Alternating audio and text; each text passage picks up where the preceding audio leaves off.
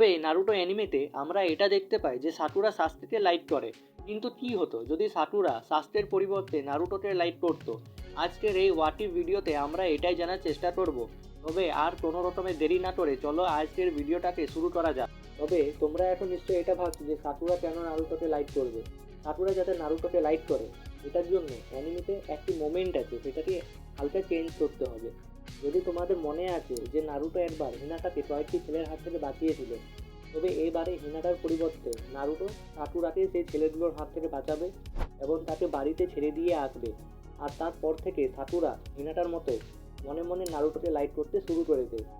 আর তার ঠিক কয়েক বছর পর যখন একাডেমিতে টিম সিলেকশন হচ্ছিল, তখন অ্যানিমেতে যেভাবে হিনাটা মনে মনে বলছিল যে সে যেন নারুটো টিম মেম্বার হয়, ঠিক সেভাবে সাকুরাও মনে মনে উইশ করছে যে সে যেন নারুটোর টিম মেম্বার হয়।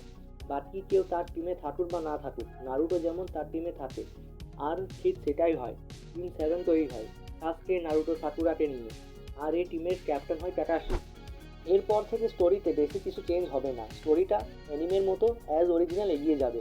জাবুজা আর্ক ও চুনিন এক্সাম আর্কগুলো যেভাবে ঘটেছিল ঠিক সেভাবেই ঘটবে। তবে লাস্টে কিছু মোমেন্ট চেঞ্জ হবে।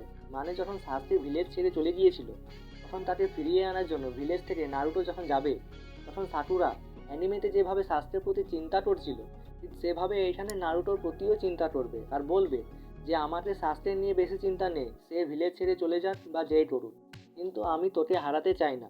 আর সাকুরার থেকে এই কথাটা শোনার পর নারুটোরও যেন আনন্দের সীমা ছাড়িয়ে যায়। মানে নারুটো যে মেয়েকে ছোটবেলা থেকে লাইক করে, সে যদি এরকম বলে তাহলে নারুটোকে আর কি চায়।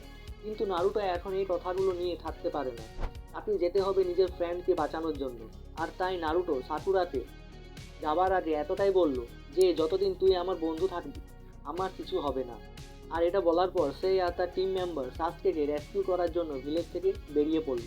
কিন্তু তারা সাসকেকে অ্যাজ অরিজিনাল রেস্কিউ করে ভিলেজে ফিরিয়ে আনতে পারলো না।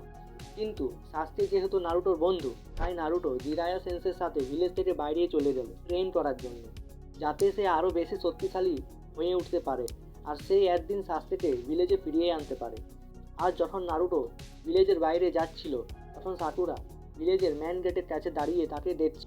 তবে অ্যানিমে ফ্যান্স, এটা ছিল আমার আজকের ভিডিও, আর এটা হচ্ছে পার্ট 1। যদি তোমরা পার্ট 2 দেখতে চাও তাহলে সেটা আমাদের কমেন্ট করে বলো। আর পার্ট 1 স্টোরিটা যদি ভালো লেগেছে তাহলে আমার এই চ্যানেলটাকে সাবস্ক্রাইব ও এই ভিডিওটাকে লাইক ও শেয়ার করে দাও। Bye bye.